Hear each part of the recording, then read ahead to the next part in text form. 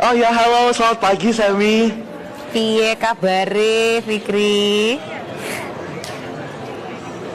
Api. Kabare api-api wae. Oke Semi, Ya. api dong. Luar biasa.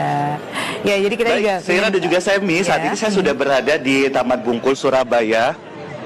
Dan ini menjadi salah satu tempat juga untuk berbagai komunitas mengkampanyekan berbagai isu-isu menarik begitu ya. Tak lupa juga di sini tidak terkecuali ada komunitas yang juga memiliki concern terhadap isu lingkungan hidup. Salah satunya Tunas Hijau ini, dan mereka sangat aktif untuk bisa mengkampanyekan bagaimana menanamkan rasa peduli terhadap lingkungan sekitar kepada generasi muda sejak dini. Dan untuk mengetahui sebenarnya apa saja sih kegiatan dari Tunas Hijau ini, saat ini sudah bergabung bersama dengan saya, Presiden dari komunitas Tunas Hijau, ada Bapak Muhammad Zamroni. Halo, selamat pagi Pak Muhammad Zamroni. Pagi, ya. Bagaimana kabarnya Pak? Luar biasa, Mas.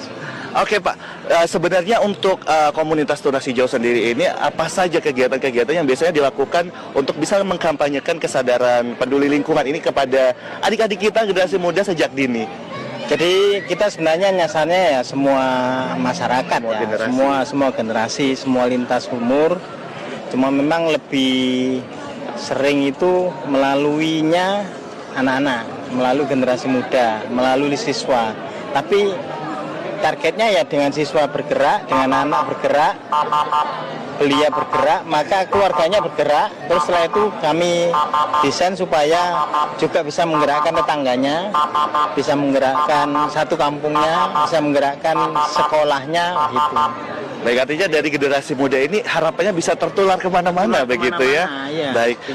Bisa nyasar ke orang tua, bisa nyasar ke generasi ke pemudanya, ke lansianya. Baik, kalau saat ini tantangannya untuk bisa mengkomunikasikannya kepada generasi muda adik-adik kita, itu apa saja Pak di komunitas Tunas Hijau sendiri? Kalau di Tunas Hijau itu kan peduli lingkungannya itu harus dengan aksi-aksi nyata dan harus berkelanjutan. Tantangannya ya menjaga keberlanjutan.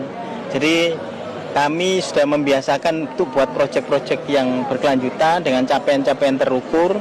Misalnya ada budidaya tanaman sampai 50.000 tanaman dalam 1 tahun. Nah, bagaimana itu terjaga semangatnya tahun kedua, tahun ketiga, tahun keempat terus terjaga sampai dia mendapatkan manfaat gitu, untuk secara alami dia bisa menjaga sustainability-nya. Tantangannya di situ. Berarti artinya harus menjaga semangatnya untuk bisa tetap berkelanjutan begitu.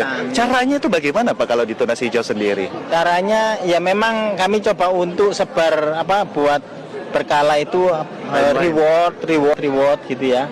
Penghargaan yang berkala mungkin 3 bulan, 6 bulan atau 1 tahun, terus begitu setiap tahunnya. Itu diantaranya sih. Oke, baik, artinya juga ada adik-adik yang memang difasilitasi begitu ya dari Tunas Hijau untuk bisa terus berkarya. Iya. Tapi selain dengan Pak Zamroni di sini, saya juga sudah bersama dengan adik-adik kita, aktivis muda dari Tunas Hijau yang juga akan berbagi program-program mereka yang telah mereka lakukan. Di sini ada Kaila dan juga Raihan. Halo, selamat pagi adik-adik. Selamat pagi. Oke, ini saya mulai dari Kaila terlebih dahulu ya. Kalau Kaila sendiri ini kegiatannya yang biasanya dilakukan di Tunas Hijau apa saja ini? Yang biasa saya lakukan, pastinya saya mengerjakan proyek saya, pengolahan sampah organik dengan knalpot BSF.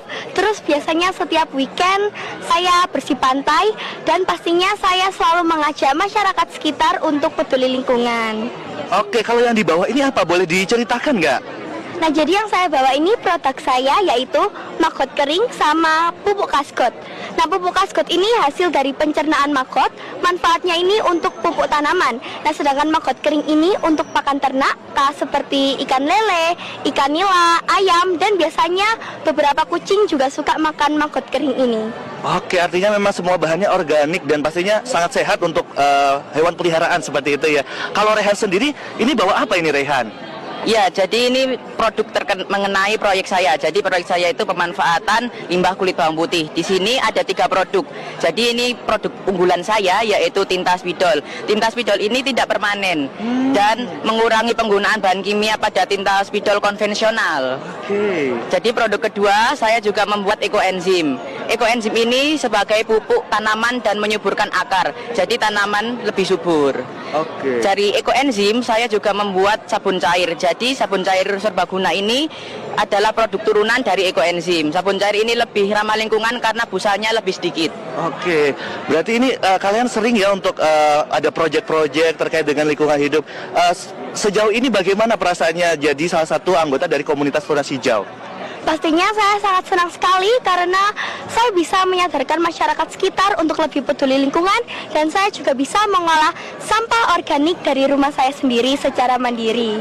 Oke, dan itu tadi langkah-langkah yang sudah dilakukan oleh adik-adik kita dan juga seluruh tim dari Tunas Hijau untuk bisa menjaga terus bagaimana keberlanjutan ini bisa terjadi begitu ya di sekitar kita. Dan ini semoga bisa menjadi contoh untuk para pemirsa Jendela Negeri yang ada di rumah untuk dapat memberdayakan sampah-sampah organik yang ada di rumah, mungkin ya yang bisa dimanfaatkan sebagai pupuk kompos ataupun produk-produk lain yang bisa memberikan manfaat untuk kita sehari-hari.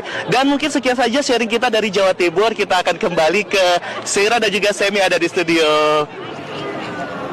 Baik, Pak Fikri dan juga adik-adik Rayhan dan Kayla, kita bangga sekali nih generasi muda yang luar biasa sudah menciptakan bagaimana menjaga lingkungan dengan proyek-proyeknya ini. Semoga menjadi suatu hal yang memberikan contoh juga. Jadi contoh kecil ini juga menjadikan yang lain-lain, adik-adik yang lain juga ingin ikut berinovasi menjaga lingkungan hidup. Luar biasa, terima kasih sekali lagi. Waduh, Wow, jempol. semangatnya kita suka ya.